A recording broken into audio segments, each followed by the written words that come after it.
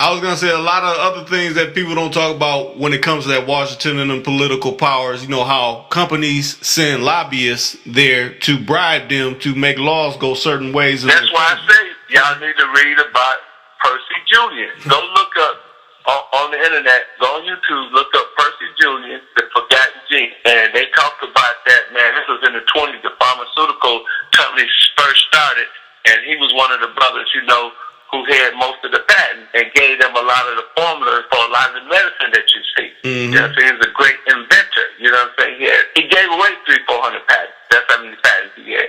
So, when you study Percy Julian and you see what he's really about, then you'll be able to understand, the pharmaceutical communities and what they was all about and how they bought the brother out for millions. They bought him out and they kept him in so many ways out of the business. Yeah. And a lot of that stuff, man, those pharmaceutical, Prince died, supposedly, Whitney Houston died, supposedly, Michael Jackson died, supposedly, for prescription drugs. Yeah. Walgreens and CVS are the biggest drug dealers in the world, along with Walmart. You know what I mean? Some of the most addictive drugs in the world is right there, and Percocet. The lotters, man, them things that had you going crazy, man. The painkillers, yeah. Man, please, man, what you think these people were strung out? Eminem was strung out on painkillers. Yeah. You go in there for a broken leg, and you probably play basketball, you break your leg, and you go in there, you're drug free.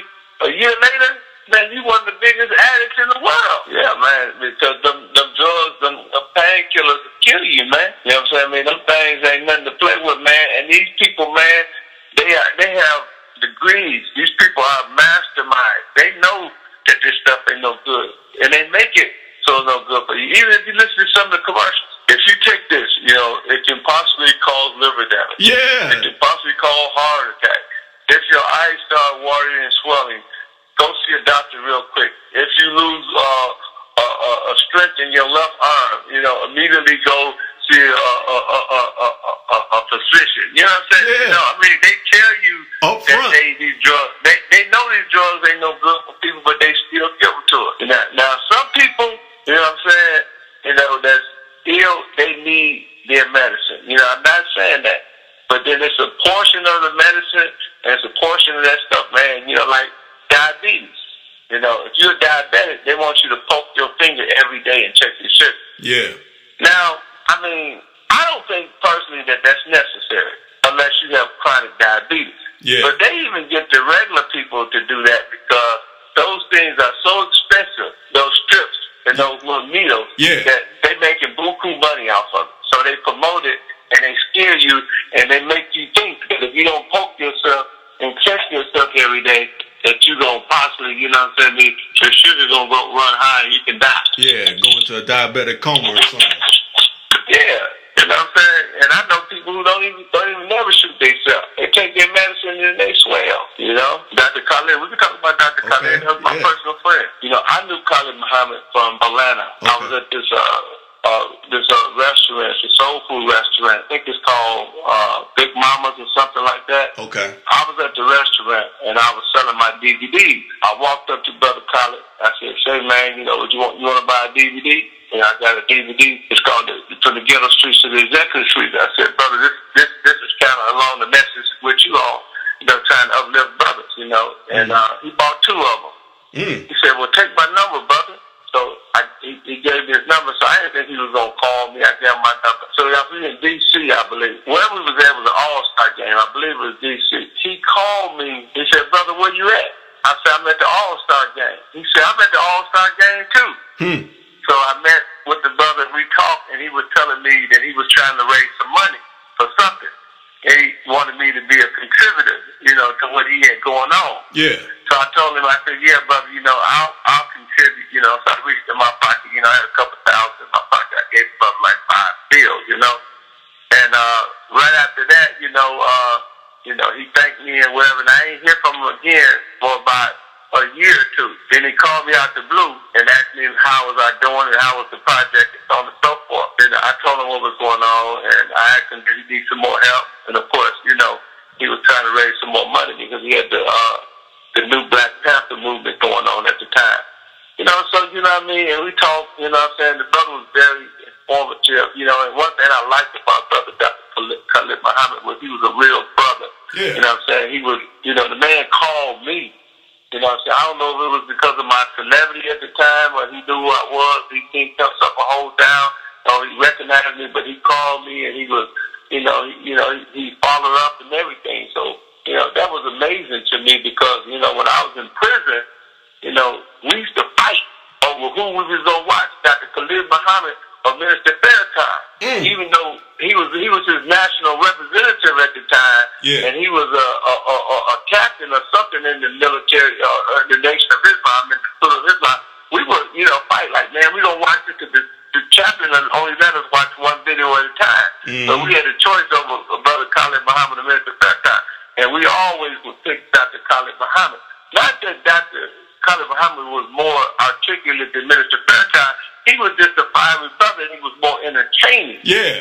So we would watch him for entertainment. He'd be talking about, this, that, and the other, and the chaplain be sitting over there, because he had to watch the movie with us, and he'd be curling up and be like, man, y'all really want to watch this? We knew it was frustrating, Mr. Farrakhan, he had converted Christian, what I'm saying? So we knew that Mr. Farrakhan was more strategic and more eloquent with his, but, Dr. Khalid Muhammad was fiery, and man, we would always listen to him. And I would tell him about this story, when we would talk on the phone, and, it was amazing, and then, ironically, when he got shot was in my city, at the University of Wisconsin, about 30 blocks from my crib. Wow. You know what I'm saying? The man got shot in Milwaukee, Wisconsin, so, it was a lot of things, that, I liked about Dr. Khalid Muhammad. I just wish that him and Minister Farrakhan, could have had a better, redemption. I wish they could have redeemed whatever they had going on because I like Minister Farrakhan too. I'm not a follower of Minister Farrakhan, but I like Minister Farrakhan's demonstration. I like some of the things that he say, about empowerment, economic empowerment.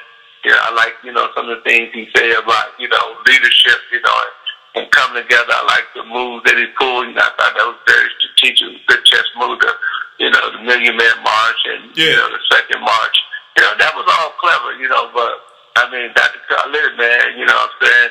That was my man, what I'm saying? I really liked that brother, man, what I'm saying? And I believe that had he would have lived and had I would have evolved to who I am today, that me and him probably would have worked together on some level. Yeah. I don't know what we would have did, but I know we would have worked together on some level as far as, not necessarily, his ideologies, because I didn't believe in all the things that he said. I didn't subscribe to him. I believe, that you catch more flies with honey than you do with vinegar. I think he was more, straight up in your face, what I'm saying? So I didn't agree with his approach, but, if you talk to him when he ain't in that mode, he's a very soft-spoken, a very humble, intelligent man. You know what I'm saying?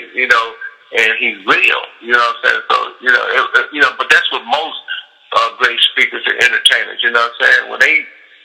When they get in front of that cameraman, they explode. They a whole other person. Yeah. But when they just chilling, you know what I'm saying? They're the most humble, the most relaxed individuals you're going to ever encounter in your life. And that brother was a good brother, man. You know what I'm saying? I know that they had to kill him, because some of the things that he was saying, I even heard him speak, kind of radical towards Minister Farrakhan one time. I knew that wasn't going to go well. And if he understood the playbook, he understood history, he know that you can't go up against a powerful leader. Yeah. So, that may have contribute, and a lot of times, if you're a leader, like Mr. Farrakhan always say, he said it wasn't Elijah Muhammad who would have killed or had Malcolm killed. It's the followers that love him.